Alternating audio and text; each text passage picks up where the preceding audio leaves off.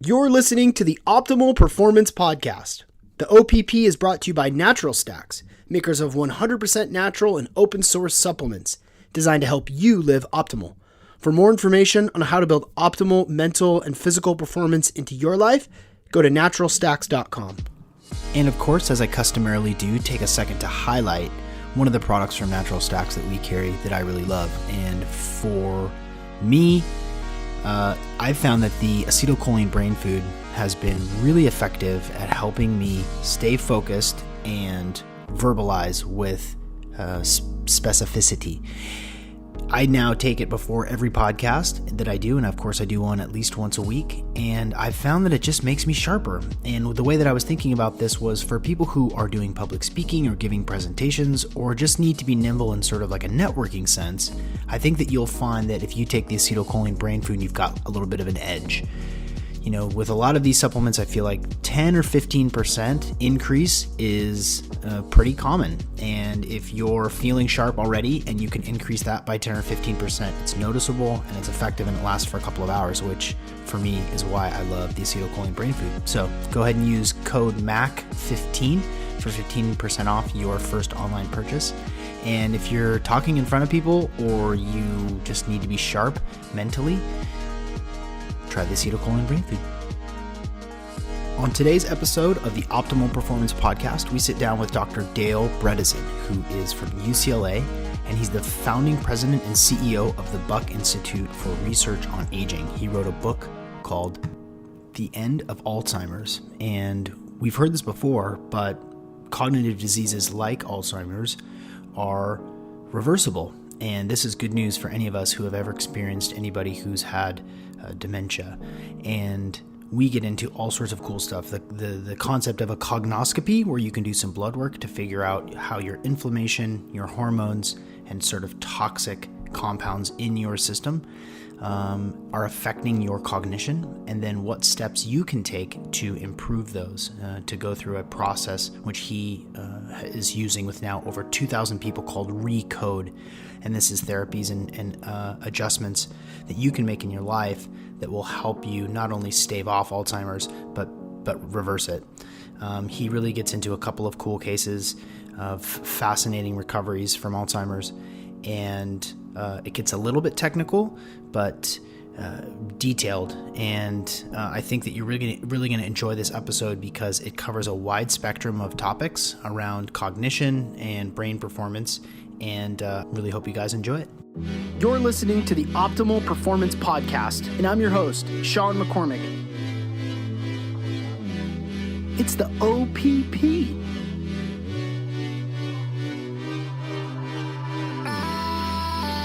I'm a performance coach, a wellness entrepreneur, a blogger, a speaker, a biohacker, and it's my privilege to bring to you the leading experts in the field of performance.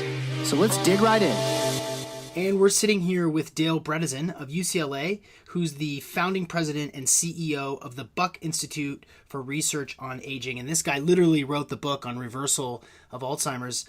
Dr. Bredesen, thank you for joining me today. Thanks, Sean. So I like to start every single one of these episodes off in the same way, because when you know as much as you do, you probably make certain lifestyle changes and choices that because you know too much. And I like to start every question, every episode with the same one, which is, what have you eaten today? It's 11 o'clock Pacific Standard Time. What supplements, coffee, food, what's in your body right now, Dr. Bredesen? Yeah, it's interesting that you should ask. So I'm still on my fast, actually. So we recommend that people go from anywhere from a 12-hour to 16-hour fast. So I tend to start a little bit late in the day. So what I've had so far today actually has been psyllium husk. So some fiber, which is turning out, as you know, to be so helpful for your microbiome, so helpful in a number of ways. And I've also actually had some filtered water with a tiny amount of citrus in it. So another kind of cleanse. We're finding out that we are literally swimming in Alzheimer's soup all the time. We are living from the homes we live in, the mycotoxins that are produced, the various things that are in our foods, and especially processed foods, the non-organic foods. We literally are giving ourselves these neurodegenerative diseases all the time. So altering that balance is so critical. And I'm learning, as with everyone, we're learning more and more about what we weren't taught in medical school about how critical some of these things are. So that's what's been put in my body so far today. So when you do break your fast, when will that be, and what will you eat? Yeah, so it'll probably be in a couple more hours. And typically I have salad. My favorite food actually is my wife's kitchen sink salads. And they are from our own garden. And so she has some wonderful lettuces and wonderful beets in the garden and carrots and various things like this. Love avocado. And so, as with many, many people, I am trying to adhere to a more low carb, high fiber, organic, and high fat diet with things like nuts and avocado, and I do sometimes use MCT oil, and I've actually just recently been sampling some ketone esters and ketone salts. Although that's obviously not the optimal way to do that. You want to use your own adipose tissue to generate the ketones, but I'm interested in these because of their effects on cognition. So that's where things will change in a few hours. Yeah, right.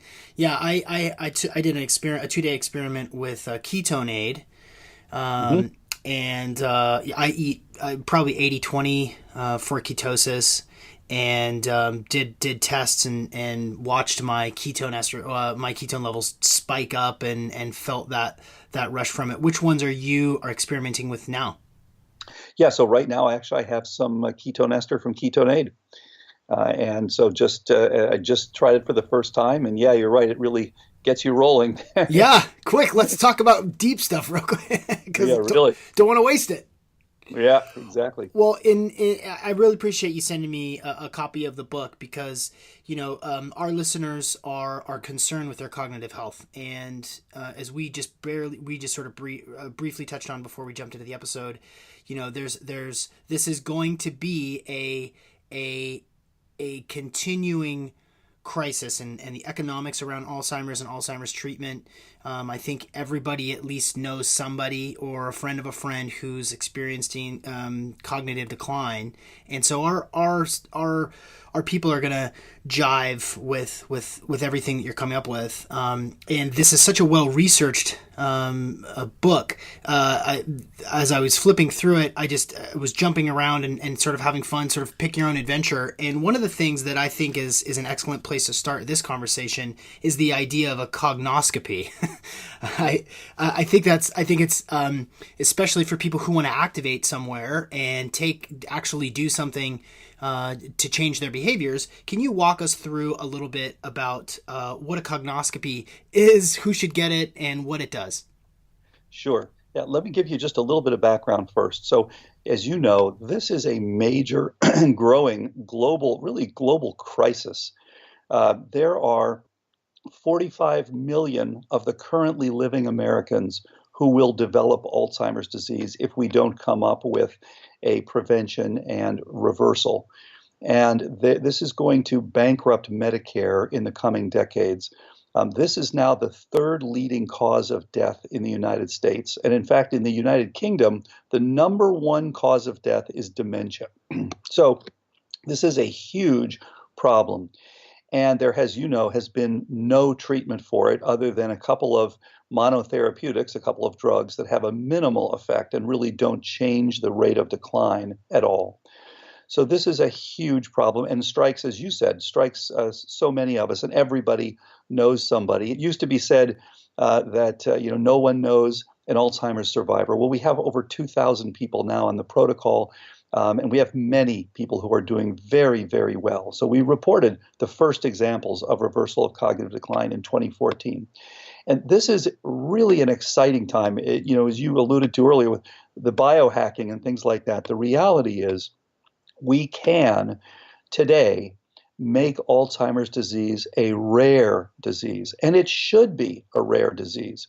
When you look at why people are actually getting this and why it's so incredibly common, what you find is that there is a mismatch for all these neurodegenerative diseases. We find that there is a mismatch between the support side the supply side, literally, and the demand side. So if you have a mismatch on the trophic side, the things that are allowing you to have the plasticity in your brain to make new memories, then you develop Alzheimer's disease. So the big surprise was, and I mentioned this in the book, that basically there are four things that cause you to make the amyloid that we associate with Alzheimer's disease. It is just the opposite of what we've been told. It is a protective response to four different insults. Number one, anything that gives you chronic inflammation, be it Lyme disease, fungi, bacteria, poor oral hygiene, leaky gut, you name it, anything that gives you, or eating trans fats, any of those things with chronic inflammation.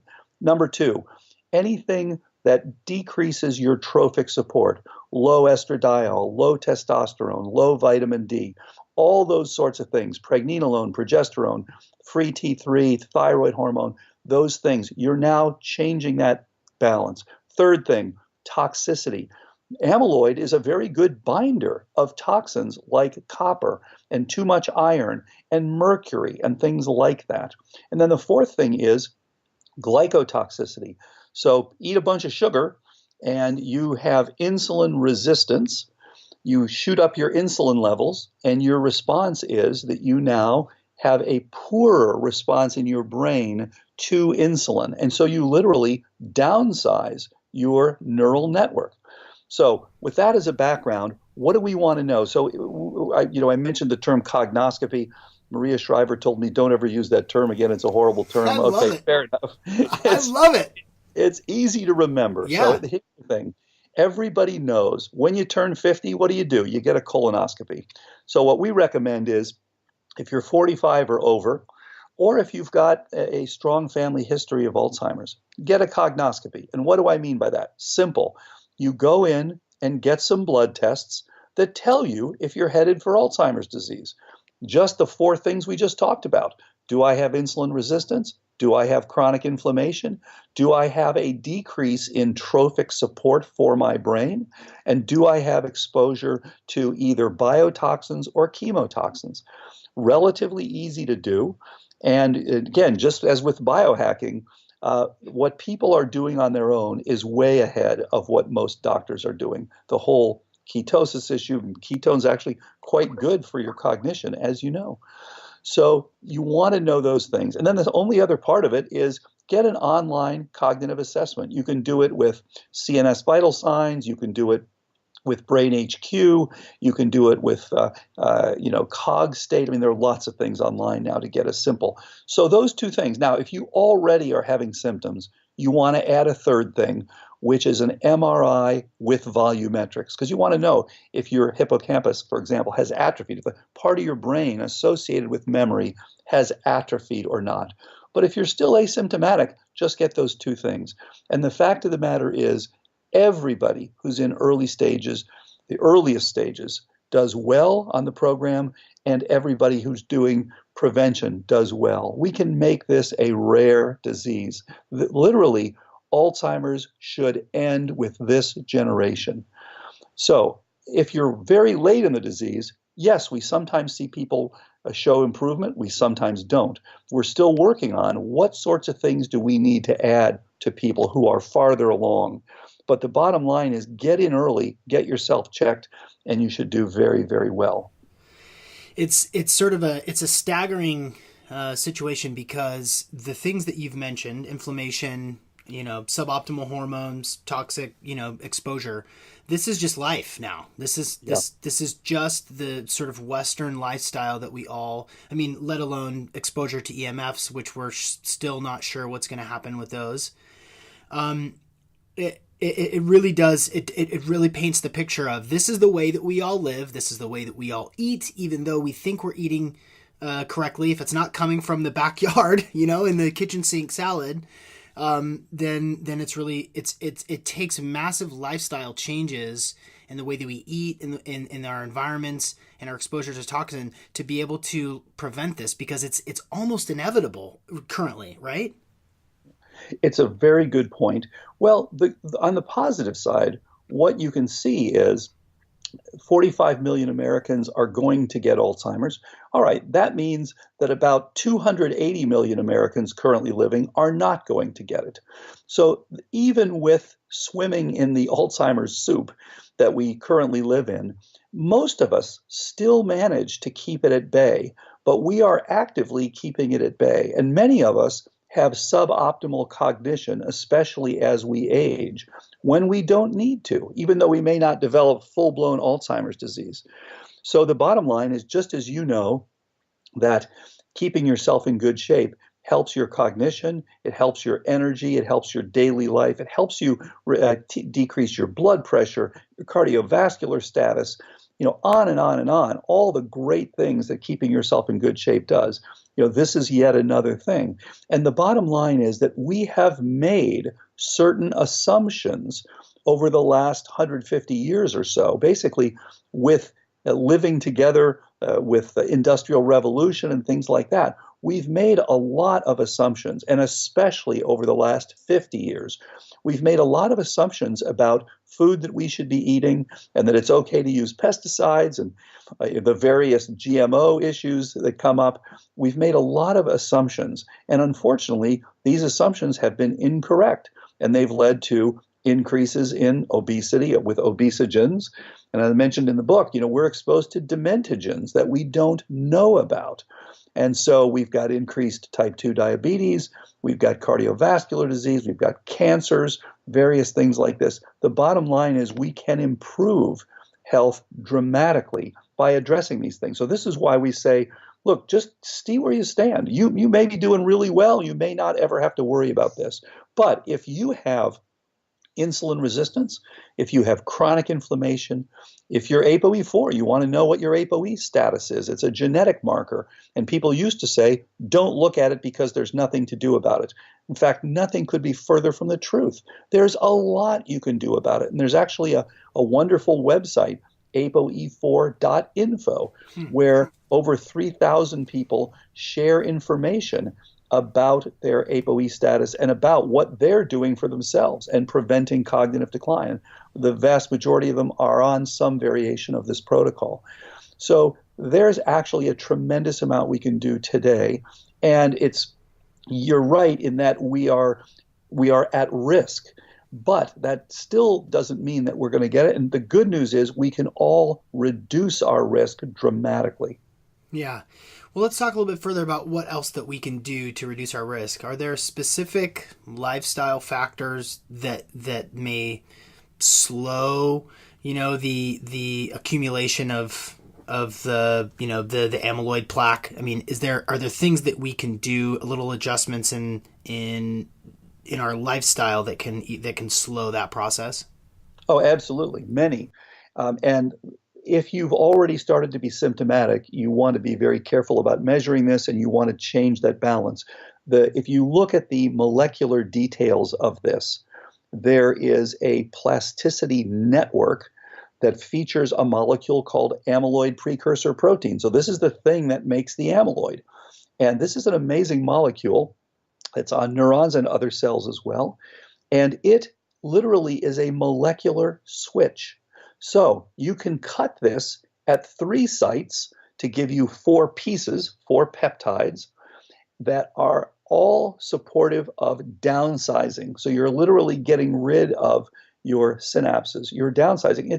We think more and more about amyloid as being like napalm. So if you, let's say, imagine you're a country and you've got some bad guys breaching your borders. Now in your brain, this can be fungi, bacteria, spirochetes, all sorts of things. You've got some bad guys breaching your border, you're going to put down the napalm to try to kill them. But in so doing, you are going to decrease your arable soil. You're literally decreasing your country's size so that you can get rid of the invaders. On the other hand, that same molecule, APP, can be cleaved at one site, a different site, which is called the alpha site, and it then gives rise to 2 fragments that support making new memories, support producing new synapses and maintaining synapses. So what we do in the protocol is to look at why you're on the wrong side of this, and then we want to do everything that decreases the we call synaptoclastic. So this is pulling back on the synapses and increasing the synaptoblastic, the production and maintenance of the synapses. And that has to do with the following. Number one, diet. Diet turns out to be very important. 15 years ago, as a scientist, I would have laughed because people didn't think that diet was so important for Alzheimer's. It turns out to be very important and for cognition in general. So just as you mentioned earlier, people do best with a high good fats, low carbohydrate, whole foods, plant-based, gluten-free, dairy-free diet in general. Then you want to, and again with the specific fasting periods. If you're ApoE4 negative, and that's again something you can find out easily through a blood or even saliva test, then 12 to 14 hours of fasting. And by the way, there are 75 million people in the United States who have a single copy of ApoE4. There are 7 million Americans that have 2 copies. If you have 0 copies, your chance during your lifetime for developing Alzheimer's is about 9% or so. If you have a single copy, it's about 30% or so. If you have 2 copies, it's over 50%. Whoa. Most likely you will develop it. And the bottom line is none of these people should develop it. We should be able to look to see what are your risk factors and prevent this in just about everybody. So diet is step one. And as they say, DESS, so diet, exercise, sleep, stress, those are the beginnings. You exercise, and by the way, both cardiovascular and strength training, and certainly HIIT, a very good thing for those who like to do that, very good thing for decreasing your insulin resistance. You're increasing the sensitivity of your neurons to insulin. So this is a critical piece. And then, of course, sleep. The majority of us don't get optimal sleep. And so this is a critical area. And by the way, 70% of people who have sleep apnea go undiagnosed. And that is a critical contributor to cognitive decline. So everybody should know whether they have sleep apnea. Yes, it's more common in men. Yes, it's more common if you're overweight. Yes, it's more common if you're over 45. But women also get it. Thin women also get it. Young women also get it. So everybody can get it. And it's very simple. You get an oximeter, stick it on your finger overnight. You can see whether, in fact, you're having desaturation events. So this is an important thing to know. And then, if you're getting 8 hours of good sleep and you're not snoring and you're doing well and you wake up feeling rested and you're not tired during the day, that's a good sign. And then, of course, stress. Stress turns out to be surprisingly important. Yes, we as humans were made to have brief periods of stress followed by periods of non-stress. Our bodies do that very well. If you're, running from the tiger briefly, that's okay. Then you get in your cave and you're okay, everything's good. But it's that chronic everyday stress that kills people. And your cortisol levels go up. That causes atrophy of your hippocampus. This is a major problem. Now, beyond those obvious DESS things, brain training turns out to be important. And when you're doing your brain training, you want to do it where the environment, the biochemistry, is supported. So to do that, again, the right diet and exercise, and then the right supplements and herbs. Again, as a scientist, I would have laughed at the idea of herbs 10 or 15 years ago. But these are turning out, especially when they are targeted for your specific biochemistry. People have been using Bacopa monnieri for thousands of years with very good results. Ashwagandha, very good thing. Curcumin, or using turmeric, which has curcumin in it. This, by the way, curcumin binds very tightly to the amyloid and helps remove it. But remember that amyloid is the response to insults. So removing the amyloid, you want to remove the insults first, then remove the amyloid. If you just remove the amyloid without removing the insults, you can actually have more problems. So get rid of the insults. If you've got chronic inflammation, if your hsCRP is up at 10, should be less than 1, then you want to get it down first. And you can use, for example, what's called SPMs, which are specialized pro-resolving mediators. You can get these actually over the counter. And by the way, this is why people take fish oil. So fish oil has omega-3s that are precursors to these SPMs. So that's a very good thing to do. Most people in the world are deficient in zinc. Most people are deficient in magnesium. Most people are deficient in iodine. And most people have poor gut function. So you want to find out about all those things. Find out where you stand. Optimizing those things will help to prevent, and if you've already started, reverse cognitive decline. Then there are specific supplements. Again, you want to know what your vitamin D level is. People have said, oh, yeah, it's fine to be down in the low 20s. Well, it may be fine, but it's not optimal for your cognition. So one of the things that we tell people is we're now going to treat you like a competitive athlete. Yeah. It's no longer good enough to have a low vitamin D level. It's no longer good enough to have a high homocysteine. Even though it might be considered on the edge of normal, we want you to be optimal, not just within normal limits. And as a simple example, you can die from vitamin B12 deficiency with a, quote, normal B12, Yeah. which is crazy. Well, and it seems to me on that note that the normals are going to shift, as more MDs like yourself really embrace functional medicine. Functional medicine is such a funny term. It just means, overall, like what are you eating? What are you exposed to?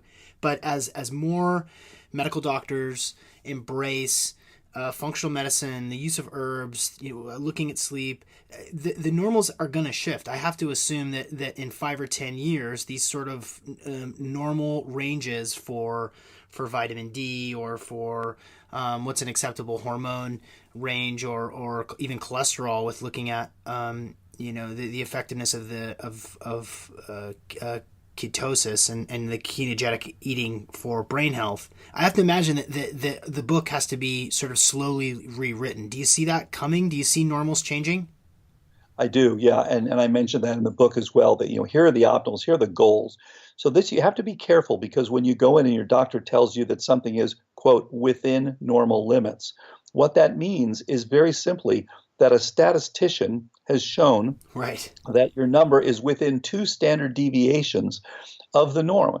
That has nothing to do with optimal function, has nothing to do with good health. So there will be a second set of things which will be optimal. So for example, homocysteine is normal up to, considered within normal limits, up to 13. But anything over 6 is associated with atrophy of the brain along with aging. So that, as very nice studies out of the UK showed, if you have an increase in your homocysteine above 6, you have an increased likelihood of having brain atrophy. So we want to get it to where it's optimal, not just to where it's within 2 standard deviations of an average. Yeah, well, it's just not acceptable anymore. It's not a road to living a long and healthy life, as there are more centenarians, people who are surpassing 100 years old. In my world, I've come to the understanding that there are going to be more and more people living 100, 110, 120. I've heard as high as an expected life expectancy somewhere around 140 or 150, and in order for that to happen, our bodies have to be able to continue to function at an optimal level, and so do our brains. How does this all tie into longevity? There was a study a number of years ago looking at supercentenarians, people who are 110 years or older. And surprisingly, these people did not turn out at autopsy to have Alzheimer's disease. So the fact of the matter is, this is not inevitable. And in fact, you can avoid this with the appropriate things. So, and as you know, we do make neural stem cells during our lives.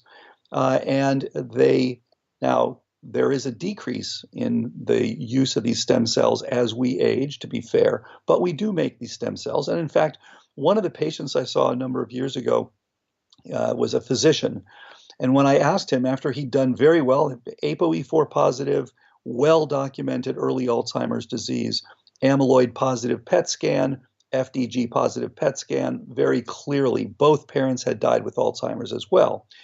And he did very, very well in the protocol, reversed his problems. And when I asked him to go back and get a follow-up MRI with volumetrics, he said, "You don't grow new brain cells," and was kind of irascible. And I said, well, look, in fact, there's some evidence that people who just exercise actually have small increases in their hippocampal volume. So I said, look, you've been doing a lot more than just that. You've really turned things around beautifully.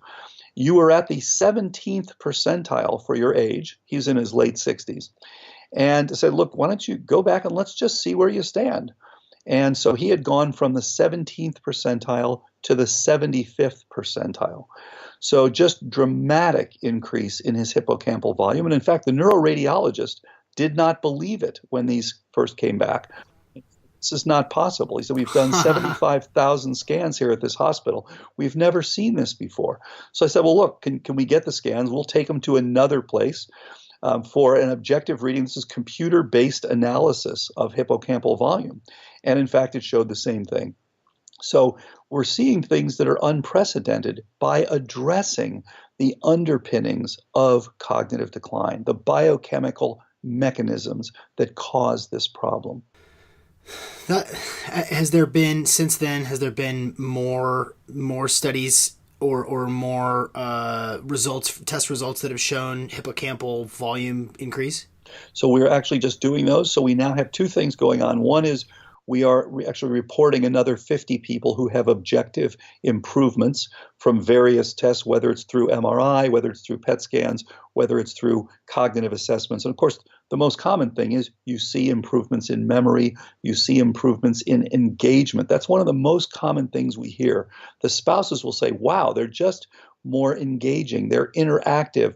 One of the spouses got into the car and the husband said, I forgot to bring the map to where we were going today. And the woman who had Alzheimer's and had been treated turned to him and said, oh, yeah, no, I had to get there. It's 15 miles from here. You take a left here, right, left, right. And the husband looked at her. He said, you haven't been able to do that in years.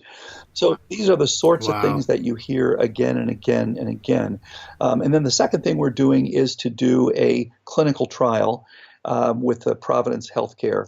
And so we'll see how that clinical trial goes in the next, over the next year. Wow, yeah, that's everything, right? I mean, for those of us who have witnessed cognitive decline in our loved ones, that engagement is everything. I mean, that's a zest for life. That when being forgetful is one thing, but engaging with your loved ones and leaning forward into your life and still having interests in the people around you and your environment, like that's man. Have you been able to see firsthand with some of the people that you've worked with, just have massive anecdotal changes a story that you could tell of somebody who's had a massive turnaround? Oh yeah, I mean, striking effects we see again and again, and it's that sharpness, the ability to interact, be present, be on target, be able to get yourself around, be able to drive to the right places, on and on. So I'll tell you, one story about someone that I did not think would turn around, and we're still working on this. So there was a woman who had a Montreal Cognitive Assessment, this so-called MoCA score. These go from 0 to 30, and this samples various things like your memory, your ability to plan things, your ability to see patterns, all these sorts of things, repeat sentences. So it samples different areas of the brain. Her score was 0. So she could not speak. She could not dress herself. She could not dance with her husband anymore, ride her bike, any of those sorts of things. And I thought this is too far along, because most of the people, again, that we see these dramatic improvements are people who are not so far along. But indeed, she improved. She's now able to dress herself. She's now able to dance with her husband, ride her bike, talk to him. She now emails people. So she's improved. Now, she's a long way from normal, but just even those changes make a dramatic change in her life and her ability to interact with her loved ones. Yeah, that's huge. I mean, man, just think, there's just, you've already said that some of the numbers about how many people can expect to develop Alzheimer's and cognitive decline.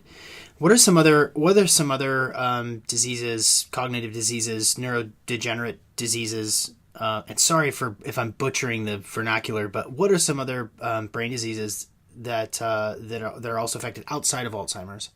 Yeah, this is a great question. So here's a question for you. What is the neurodegenerative disease that is more common than Alzheimer's? And most people would say, well, there isn't one. Well, in fact, there is one, and that is macular degeneration. So, in fact, we think about this not as a neurodegenerative disease because people go blind with this. There are about 11 million Americans who have macular degeneration, and it turns out to follow a pattern very similar. It has got its own specifics, but the idea of a mismatch between the supply and the demand that we see in Alzheimer's, we see it with trophic responses, nerve growth factor, brain-derived neurotrophic factor, things like that. With macular degeneration, you are supplying the area of the body, the macula in your retina, that has the highest metabolic activity. So you have to match these with what you're supplying to it. And there's a whole set of things that, in fact, are damaging to it. So we're actually beginning to work with people with that as well. And I'm very excited to see improvements there as well. And then other ones are Lewy body disease. So there are 1 million Americans who have Lewy body disease. This, of course, is what Robin Williams died of. It is essentially a combination of Parkinson's plus Alzheimer's. So you have, and these turn out to be mostly like the type 3 Alzheimer's that we talked about earlier. That is to say, they are driven by exposure to toxins. And whether you have Lewy body dementia or whether you have Parkinson's, so then there are also about 1 million people with Parkinson's. And some of these people will develop cognitive decline as well. And then beyond those, there's frontotemporal dementia, there's corticobasal degeneration, there's progressive supranuclear paralysis, on and on. There's, of course, vascular dementia, which is another relatively common one. So Alzheimer's is the most common cause of cognitive decline. It's the second most common neurodegenerative disease. And then, of course, people who have Lou Gehrig's disease, and you remember the ice bucket challenge with Lou Gehrig's disease, those people often have frontotemporal dementia with the Lou Gehrig's disease. So there are indeed a number of causes of cognitive decline, but Alzheimer's is by far the most common cause of cognitive decline. Yeah. I want to talk about stress now. Yeah. Dr. Bredesen. I want to talk about stress. I think everybody knows that stress affects everything because stress causes inflammation, and it's just sort of this this cascading effect of stress affecting everything. And of course, cortisol levels can be managed through diet and exercise and sleep. But as one of the 4 sort of markers that you've laid out of DES, which I'd never heard that acronym before, I think that's interesting. Can we talk us through a little bit about specifically the effects that stress have on the brain and in the process of cognitive decline, and then also what we can do to lower that? Yeah, absolutely. And so, as I mentioned in the book, knowing that you have to keep your stress down to keep cognitive decline away, unfortunately, it puts a lot of stress on you. It does. It does. Self-defeating, so you got to be careful. And yes, we live in a very stressful society. Whether you're getting yelled at by your boss or whether you're out there and you're trying to do something that hasn't been done before, or that you're trying to, bring home the bacon, whatever it is, there are so many reasons for us. And again, having acute stress that then resolves, we're evolutionarily designed to handle that. And in fact, as the old Nietzschean saying goes, what doesn't kill you makes you stronger. But what we are not evolutionarily designed to do is have chronic stress so that it's there every day. You can't sleep. You're waking up with your heart pounding, all these sorts of things. That's what we're not set up to do. And of course, there's some wonderful books on this by Professor Robert Sapolsky, who's actually an old friend and colleague from Stanford, not too far from here. And so this is a problem. And among many other things, this increase in cortisol alone is damaging to hippocampal neurons. And in fact, we've had a program up now for over a decade looking at specific molecules as part of this overall program. Of course, we'd like to develop, if you need drugs to enhance, if you require those to increase the effectiveness of the overall program. For most people, they won't need this, but for those who are farther along, you may need drugs. And so we've been developing these for years, and one of them actually turns out to affect the stress pathways, the specific receptor that your so-called corticotropin releasing hormone binds to in the brain turns out to be an important target in Alzheimer's disease. So there are a number of mechanisms by which, and of course, you increase your blood pressure, as you mentioned earlier. You change your vascular tone.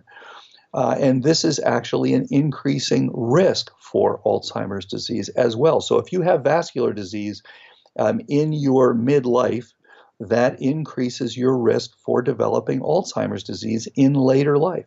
If you have hypertension, it increases your risk for developing. So by a number of mechanisms, chronic stress increases your likelihood. And again, this is why we say, the very thing that I would have laughed years ago, meditation for people who do TM, great idea. It actually does better with your blood pressure. It decreases your likelihood of cognitive decline. It improves your neuroplasticity. So finding joy in your life, getting out there and whatever it is that you enjoy doing actually turns out to be helpful for your cognition and for your future cognition. Yeah, in my world, so I own sensory deprivation tank centers. Are you familiar with float tanks? Sure.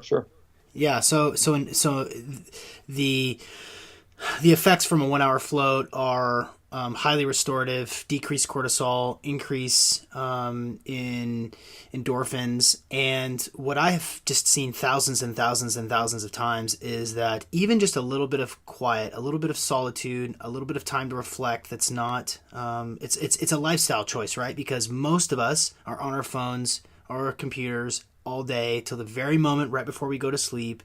And that's just keeping our cortisol levels up. I mean, exposure to light is all part of that too. But just having a practice to be able to relax your mind through meditation, through floating, walking meditation, all these things are super important. And it's just sort of it's like we're trying to keep up with the advancement of technology and society as we become more advanced as a civilization. We have to also pump the brakes a little bit because it's harming our brains, right?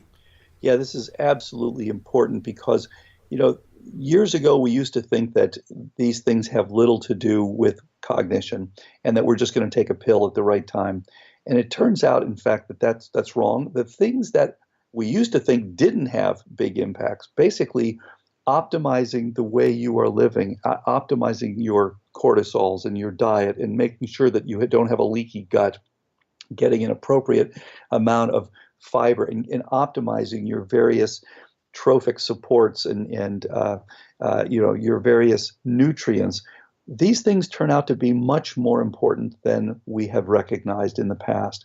So we really are at a fundamental time of change in understanding what we can do. And biohacking, I think, is a fair term, looking at how these are. But I would say it's not so much that we're hacking it.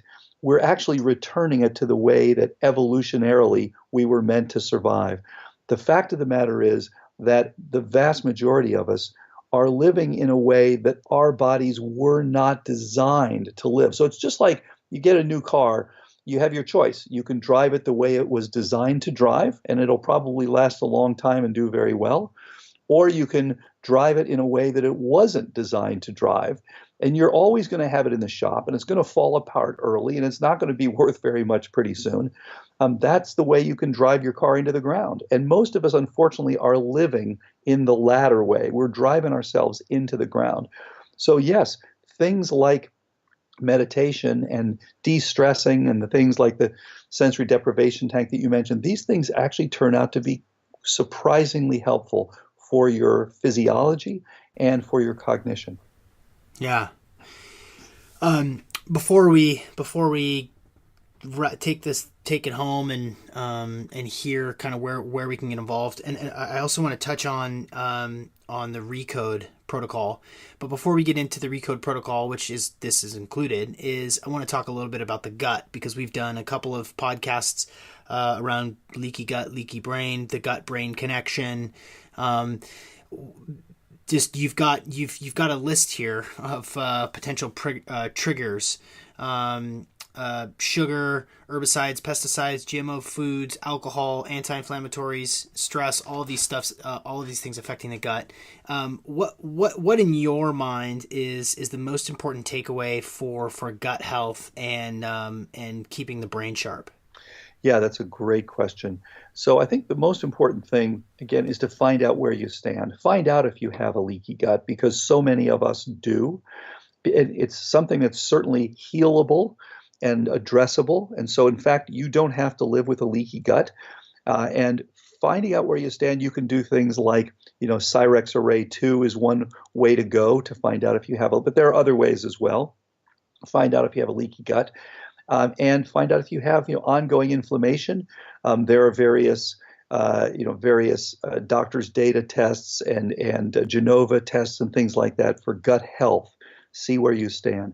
And then there's a wonderful book that just came out called The Toxin Solution by Dr. Joseph Pizzorno, who spent his career looking at toxins. And one of the things he talks about extensively in there is what sorts of things to do for gut health. So some people like to take things like DGL. This is it's actually glycerinated licorice. So DGL, easy thing to do, good for gut health, good for gut healing. And then also to look at, how much fiber. The reality is that most of us are in a very low fiber diet, which again is not the way human beings evolved. We are in a scenario in which we are eating and assaulting our gut with the wrong things, so that we end up with microbiomes with poor diversity and with a lot of the pathogens and too few of the positive bacteria in microbiomes. So optimizing that turns out to be important, as you know, for neurotransmitters, for cognition, for Parkinson's. It's a critical player in Parkinson's, for cognitive decline, for inflammatory bowel, all these sorts of things that are critical. So this is a good thing for people to know. Again, I would say, just like we talked about with sleep apnea, it's something that goes undiagnosed in the majority of people, and yet it's relatively simple to determine where you stand and to address it. Yeah. So walk us through the ReCODE protocol, because that's really where the rubber meets the road in terms of the work that you do and how people can actually help themselves. Walk us through what that looks like. Right. So the ReCODE protocol that we developed, and now, as I mentioned, over 2,000 people are on this, is a personalized protocol. So it's different for each person. We developed a computer-based algorithm that basically takes your test results and says, okay, here are the subtypes that you have or that you are at risk for having. Because many people have, for example, 70% type 1 Alzheimer's, 20% type 2, and 10% type 3, that sort of thing. Most people are not 100-0-0. And so then it will give you a program based on your test results. So this came straight from the test tube. That's one of the reasons I'm such a believer in functional medicine, because we came from a completely different angle. I didn't start out believing in this sort of medicine. In fact, I thought it was kind of hokey. And so I thought, come on, this stuff, we know, we want a drug. This is not the way things work. But after we looked at the mechanisms that actually are causing you to have cognitive decline, we realized, wait a minute, this is exactly what's going on. So you need to look at why you are on the wrong side of that balance for the APP, and then you can address it. And so, yes, it takes your lab data, and we look currently at 150 different parameters, and that's a tiny number. This will become millions over time. This is what we're doing now. Look what you can do now with your iPhone. that you couldn't do 20 years ago. That there are much, much larger data sets that are used for all sorts of things, from advertising to flying planes to driverless cars. The fact that this hasn't been used nearly enough for our health is ridiculous. And so as things go on, we have right now what we call the complexity gap. Human beings are extremely complex, and yet the data sets that our physicians are collecting are too small. They're looking at your serum sodium, your serum potassium. We need to collect much larger data sets and close that complexity gap, and that's what we do with ReCODE. So we look at a larger data set and we can say, okay, here are the things that are driving your cognitive decline or your risk for cognitive decline.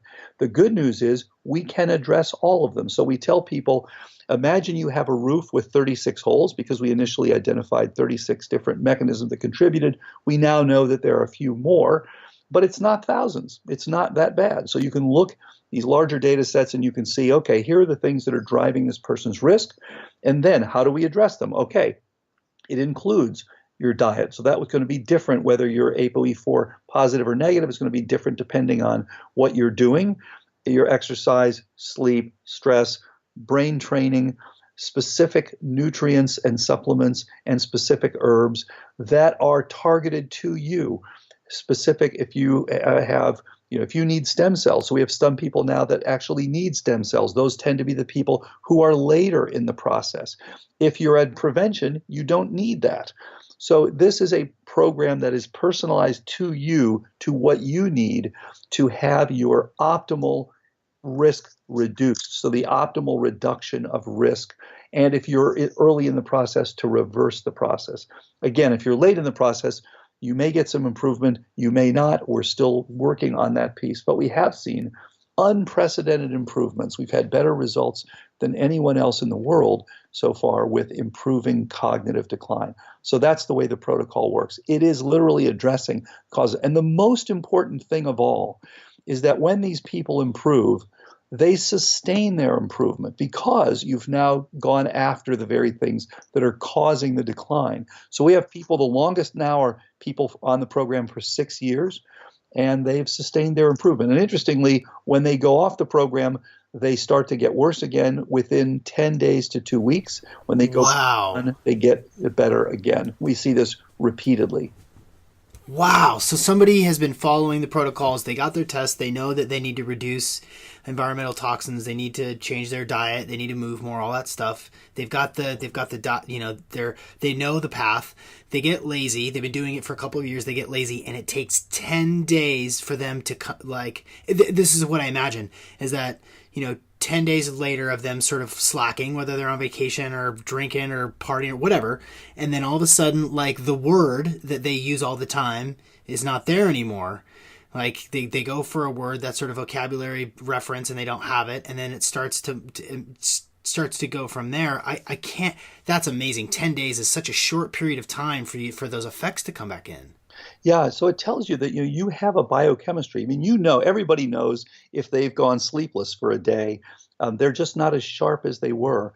And so, you continue that process, you continue to go downhill. And you have to remember, these are people who already have the underlying pathophysiology of early Alzheimer's disease. So as they're going off, they get worse. And in fact, we've got one really interesting, brilliant guy, actually, who had well-documented early Alzheimer's. Improved dramatically, did very well, but he's a little bit lazy. He doesn't like to do some of the things. And so what he does is he actually adjusts himself to have a mild anomia. So he notices in himself the first thing to go is he'll miss a word every now and then, but that doesn't bother him. So, and again, you can miss for a day, but it's going off, 10 to 14 days. You get back into this pro-Alzheimer's biochemistry. This really is a brain switch that you can control. Amazing work.